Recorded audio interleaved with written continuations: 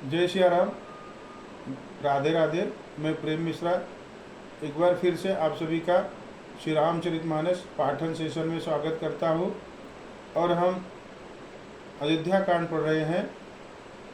आज हम दोहा क्रमांक 249 और 250 पढ़ेंगे। आशा करता हूँ अगर कोई त्रुटि होगी तो क्षमा करेंगे। प्रसंग इस तरह से है कि श्री भरत जी श्री रामचंद्र जी से मिलने के लिए अपनी माताओं प्रजा तथा गुरुजन के साथ वन में गए हैं और वहाँ पर श्री राम जी से मिले हैं। और श्री राम जी ने जब दूसरा दुख सुना कि उनके पिताजी का स्वर्गवास हो गया है तो बहुत दुख पाए और फिर उन्होंने वेद और रीति के अनुसार उनके अंतिम संस्कार किए।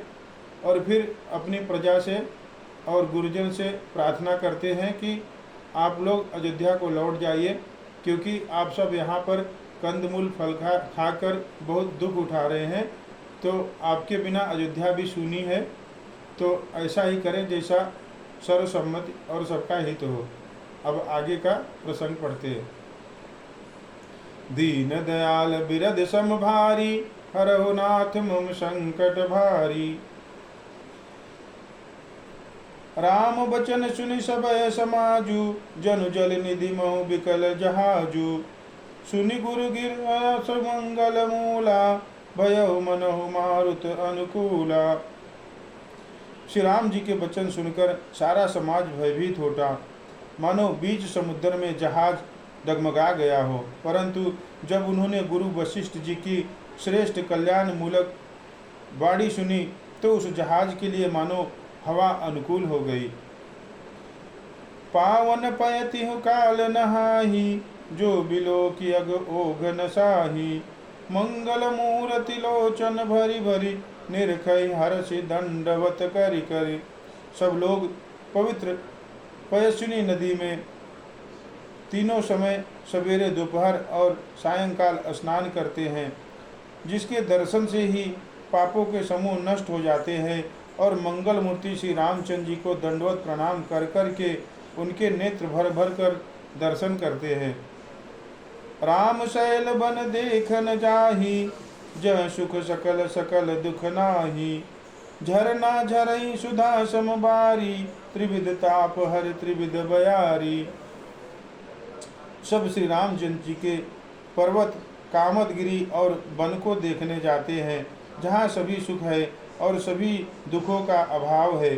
झरने अमृत के समान झड़ झड़ झरते हैं और तीन प्रकार की शीतल मंद सुगंध हवा तीनों प्रकार के आध्यात्मिक अधिभौतिक आदि दैविक तापों को हर लेती है। बिटप बेली त्रिनाग नित जाति, फल प्रसून पल्लव बहुभाति। सुंदर शिला सुखद तरु छाही, जाहि बरन बन छवि के ही पाही। असंख्य जाति के वृक्ष लताएं और तृण है, जहाँ बहुत तरह के फल फूल और पत्ते हैं। सुंदर शिलाएं वृक्षों की छाया सुख देने वाली है। वन शोभा किसके वर्णन की जा सकती है। दीन दयाल बिरद सम भारी, हरहु नाथ मम संकट भारी। सरनि सरोरुह जल बिहग, पूजत गुंजत भृंग। बैर बिगत बिहरत विपिन, मृग विहंग बहुरंग। दीन दयाल बिरद सम भारी, हरहु नाथ मम संकट भारी। तालाबों के कमल खिल रहे हैं, जल के पक्षी कूंज रहे हैं, भौरे गुंजार कर रहे हैं और बहुत रंगों के पक्षी पशु वन में बैर रहित होकर विहार कर रहे हैं। कोल किरात भिल्ल बनवासी, मधुसुचि सुंदर स्वादु सुधासी। भरी भरी परन कुटीर चिरूरी, कंद मूल फल अंकुर जूरी। कोल किरात और भील आदि वन के रहने वाले लोग पवित्र सुंदर एवं अमृत के समान स्वादिष्ट मधु को सुंदर दोने बनाकर और उनमें भर भर कर तथा कंद मूल फल और अंकुर आदि की जूड़ियों अंटियों को सबहि देहि करि विनय प्रणाम, कहि कहि स्वाद भेद गुण नामा। देहि लोग बहुमोल न लेहि, फेरत राम दुहाई देहि। सबको विनय और प्रणाम करके उन चीज़ों के अलग अलग स्वाद, भेद, गुण और नाम बताकर देते हैं सबको खाने के लिए। लोग उनका बहुत दाम देते हैं पर वे नहीं लेते और लौटा देने में श्री राम जी की दुहाई देते हैं। कहि स्नेह मगन मृदुबानी, मानत साधु प्रेम पहचानी। तुम सुकृति हम नीच निषादा, पावा दर्शन राम प्रसादा। प्रेम में मगन हुए वे कोमल वाणी में कहते हैं कि साधु लोग प्रेम को पहचान कर उनका सम्मान करते हैं, अर्थात आप साधु हैं, आप हमारे प्रेम को देखिए, दाम देकर या वस्तुएं लौटाकर हमारे प्रेम का तिरस्कार न कीजिए। आप तो पुण्यात्मा हैं, हम नीच निषाद हैं। श्री राम जी की कृपा से ही हमने आप लोगों के दर्शन पाए हैं।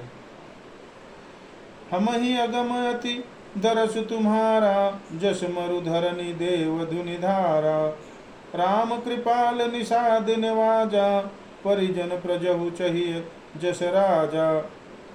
हम लोग को आपके दर्शन बड़े दुर्लभ हैं, जैसे मरुभूमि के लिए गंगा जी की धारा दुर्लभ है। देखिए कृपालु श्री रामचंद्र जी ने निषाद पर कैसी कृपा की है। जैसे राजा हैं वैसा ही उनके परिवार और प्रजा को भी होना चाहिए। दीन दयाल बिरद सम भारी, हरहु नाथ मम संकट भारी। हम जिय जानि सको च्युत जी, करिय छोहु लखनेहु। हम ही कृतार्थ करन लगी, फल तृण अंकुर लेहु। दीन दयाल बिरद सम भारी, हरहु नाथ मम संकट भारी। हृदय में ऐसा जानकर, संकोच छोड़कर और हमारा प्रेम देखकर कृपा कीजिए और हमको कृतार्थ करने के लिए ही फल तृण और अंकुर ले लीजिए। जय श्री राम। राधे राधे। आज हमने दोहा क्रमांक 249 और 250 पढ़े हैं। आशा करता हूँ कोई त्रुटि होगी तो क्षमा करेंगे।